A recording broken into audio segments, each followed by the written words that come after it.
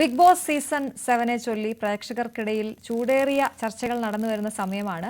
ആദില നൂറ പങ്കാളികളുമായി ബന്ധപ്പെട്ട് മറ്റൊരു മത്സരാർത്ഥി ലക്ഷ്മി ഉയർത്തിയ പരാമർശവും അതിനോട് മോഹൻലാലിന്റെ രൂക്ഷമായ പ്രതികരണങ്ങളും ഒക്കെ ചർച്ചയ്ക്ക് വഴിമരുന്നിട്ടു. ബിഗ് ബോസ് കുടുംബ പ്രേക്ഷകരെ ഇൻഫ്ലുവൻസ് ചെയ്യുമോ? അതുപോലെ തന്നെ ഈ പുതിയ കാലഘട്ടത്തിൽ TV സീരിയലുകൾ കുടുംബ പ്രേക്ഷകരെ സ്വാധീനിക്കുന്നുണ്ടോ? ഈ വിഷയം ഉൾപ്പെടെ പരിശോധിക്കുകയാണ് ഇന്ന് ന്യൂസ് 3. ഒപ്പം സീരിയൽ രംഗത്തെ പുത്തൻ പ്രവണതകളെക്കുറിച്ചും സാധ്യതകളെക്കുറിച്ചും നമുക്ക് ചോദിക്കാം. പ്രേക്ഷക പ്രീതിയിൽ മുൻപന്തിയിൽ നിൽക്കുന്ന സീരിയലുകളിലൊന്നാണ് പത്തരമാറ്റിൽ ഒരു പ്രധാന കഥാപാത്രത്തെ അവതരിപ്പിക്കുന്ന ധനിഷ ബിനിസാണ് ഇന്ന് നമുക്കൊപ്പം അതിഥിയായി ചേരുന്നത്. ധനിഷ, സ്വാഗതം ന്യൂസ് 3ലേക്ക്. നമസ്കാരം. വലിയ സന്തോഷം.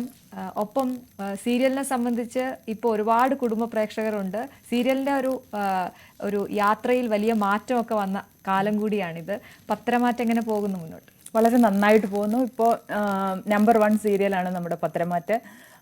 ജനങ്ങൾ ഭയങ്കര ആകാംക്ഷയോടുകൂടി പത്തരമാറ്റ് കാണാനായിട്ടിരിക്കുകയാണ്. അതിൽ ഒരു ഭാഗമാകാൻ കഴിഞ്ഞതിൽ ഞാൻ അഭിമാനിക്കുന്നു. അതെ, തീർച്ചയായിട്ടും. എനിക്കൊന്ന് ധനിഷ അതിലൊരു നെഗറ്റീവ് റോളിലാണ് വരുന്നത്. പക്ഷേ ഈ നെഗറ്റീവ് റോൾ പോസിറ്റീവ് റോൾ എന്നതിനപ്പുറം സീരിയല് പ്രേക്ഷകർക്ക് ഭയങ്കര ഇഷ്ടമാണ്. ഒരുപാട് പേര് അതിന്റെ ആരാധകരായിട്ടുണ്ട്. അതുകൊണ്ട് തന്നെ സ്ഥിരം കാണുന്ന നിങ്ങളെയൊക്കെ വീട്ടിലെ ഒരാളെ പോലെ തന്നെ ആളുകൾ സ്വീകരിക്കുകയും ചെയ്യുന്നുണ്ടല്ലോ. ആ ഒരു റെസ്പോൺസ് ഒക്കെ കിട്ടാറുണ്ടോ? പിന്നെ ഇപ്പോൾ ഞാൻ നേരത്തെയൊക്കെ വളരെ പാവം പിടിച്ച വളരെ പോസിറ്റീവായ ക്യാരക്ടേഴ്സാണ് ഞാൻ ചെയ്തുകൊണ്ടിരുന്നത്.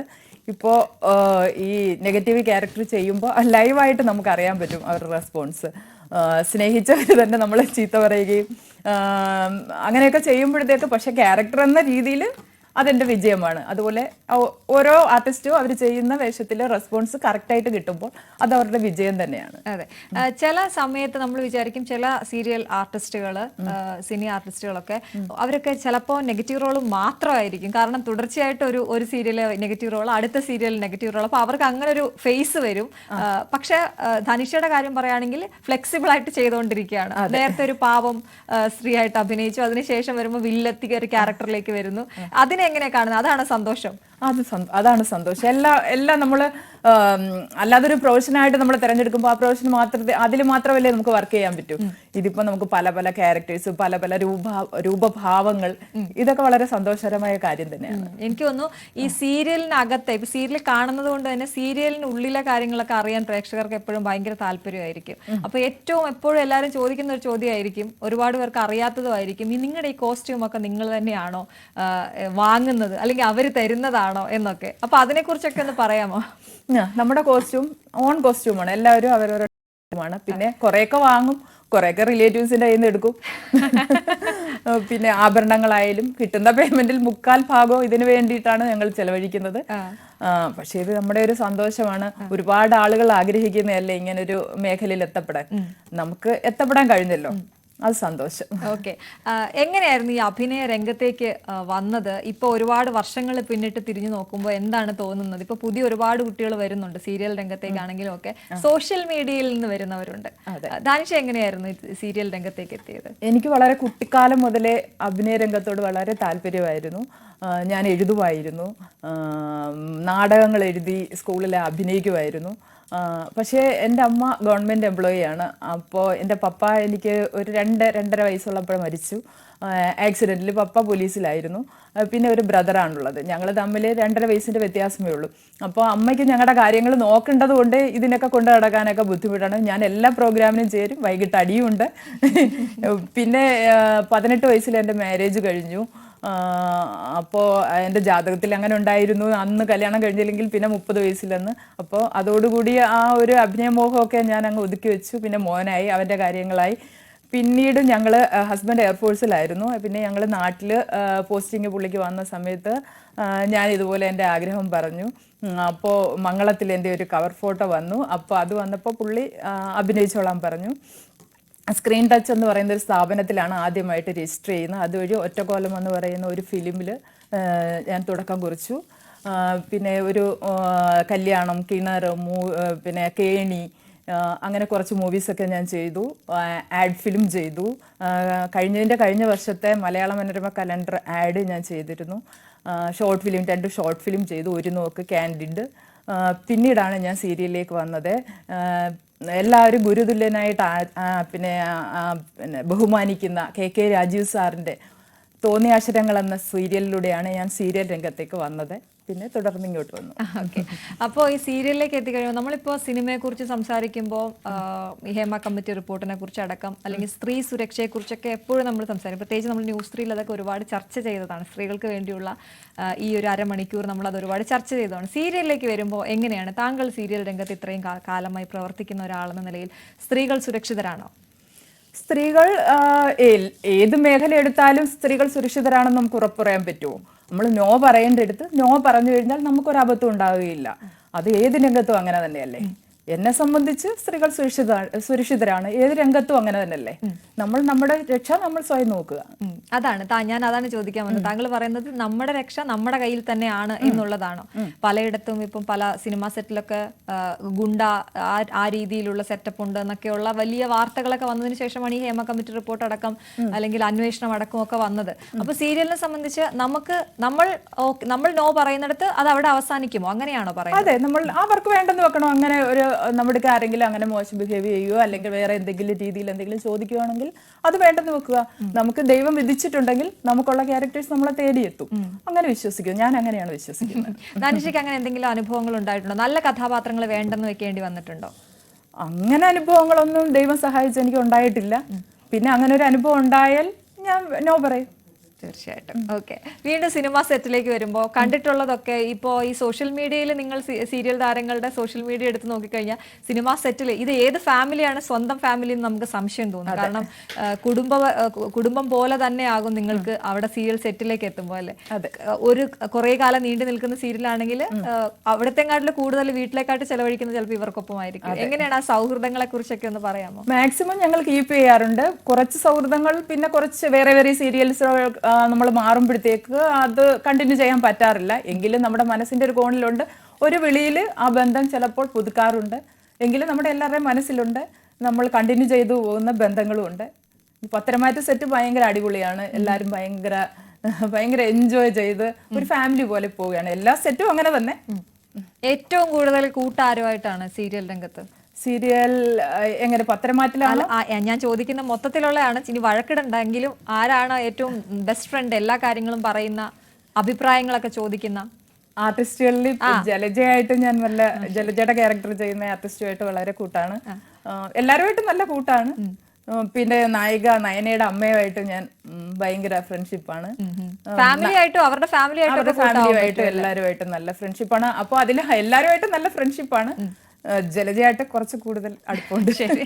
ഈ സീരിയലുകളെ കളിയാക്കിക്കൊണ്ടൊക്കെ ഒരുപാട് സ്കിറ്റുകളും കോമഡികളും ഒക്കെ നമ്മൾ കണ്ടിട്ടുണ്ടല്ലോ. സീരിയൽ ഒന്നുകിൽ കരയുക അല്ലെങ്കിൽ വില്ലത്തിയായിട്ട് വരുന്നു, എന്തിനാണ് ഇത്ര സഹിക്കുന്നതെന്ന് ചോദിക്കുക, ഭയങ്കര സഹനം അങ്ങേയറ്റം ആകുന്ന നായിക, പിന്നെ അമ്മായിയമ്മ മരുമകൾ പോര്, അതൊക്കെ കഴിഞ്ഞില്ലേ എന്നൊക്കെ ചോദിച്ചുകൊണ്ടുള്ള കുറെ കളിയാക്കലുകളൊക്കെ വരാറുണ്ടല്ലോ.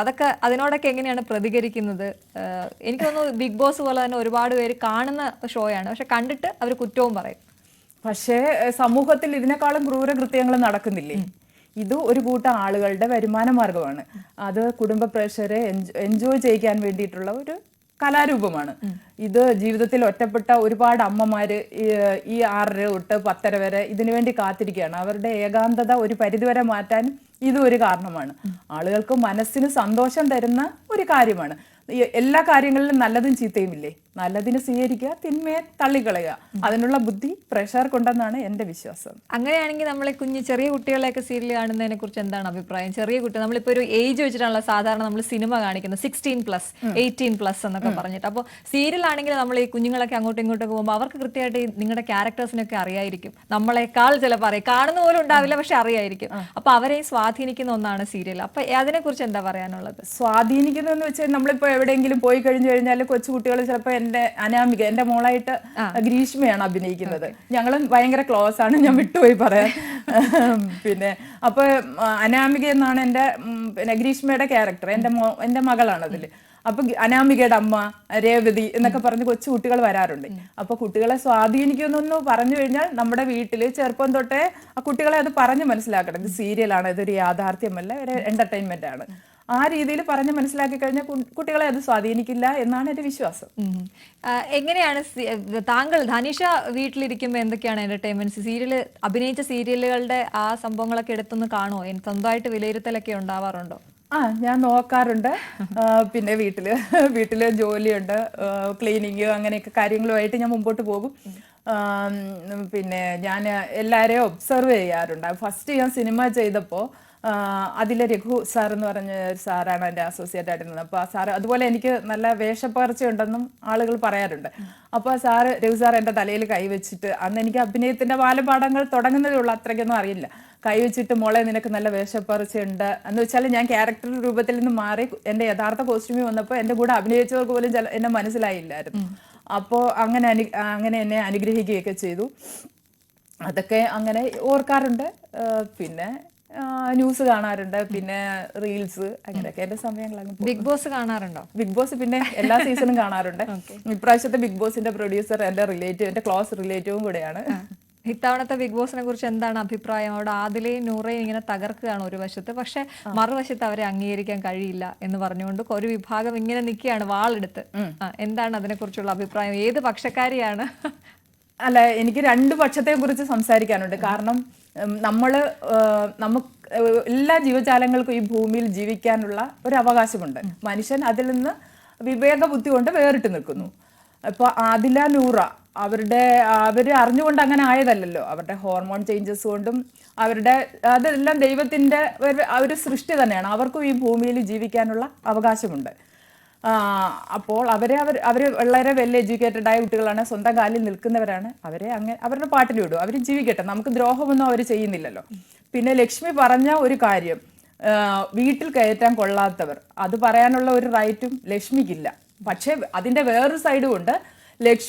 ലക്ഷ്മിയുടേതായ റൈറ്റ് ഉണ്ട്. ആ കുട്ടിയും വളരെ വെൽ എഡ്യൂക്കേറ്റഡ് ആണ്. പക്ഷെ അങ്ങനെ റൈറ്റ് ഉണ്ടെങ്കിൽ ഒരാളെ വേദനിപ്പിക്കുന്ന രീതിയിൽ വ്യക്തിഹത്യ നടത്താൻ അത് പാടില്ല. എന്ന് പറഞ്ഞ് ഒരാളെ ഇഷ്ടമല്ല, ഒരു കമ്മ്യൂണിറ്റിയെ ഇഷ്ടമല്ലെങ്കിൽ അവരെ നമുക്ക് ഇഷ്ടപ്പെടുത്താനും പറ്റില്ല. അത് അവരുടെ ഇഷ്ടമാണ്.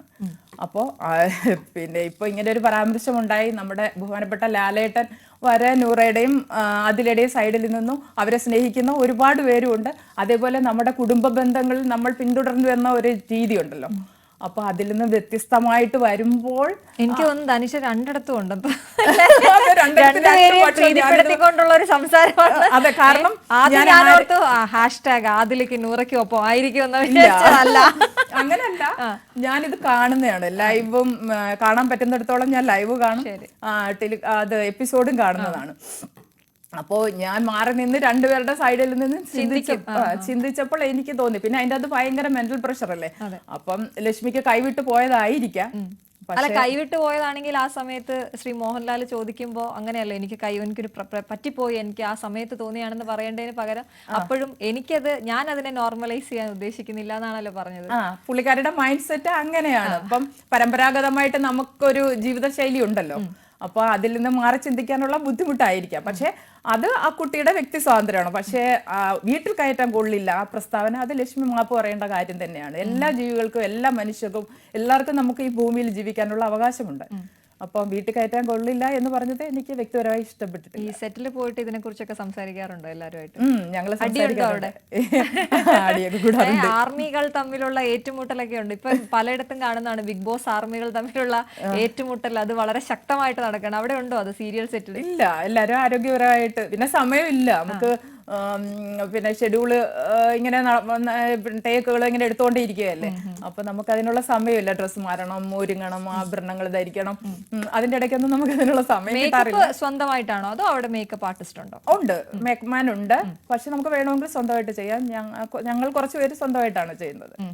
അപ്പൊ ചില ആളുകൾക്കൊക്കെ ഉള്ള സംശയം ഇതൊക്കെയാണ്, സ്വന്തം കോസ്റ്റ്യൂം ആണോ, മേക്കപ്പ് സ്വന്തമായിട്ടാണ് ചെയ്യുന്നത്, ഒറിജിനൽ മുടിയാണോ, അല്ലെ? അങ്ങനെയൊക്കെയുള്ള സംശയങ്ങൾ ചോദിക്കാറുണ്ട്.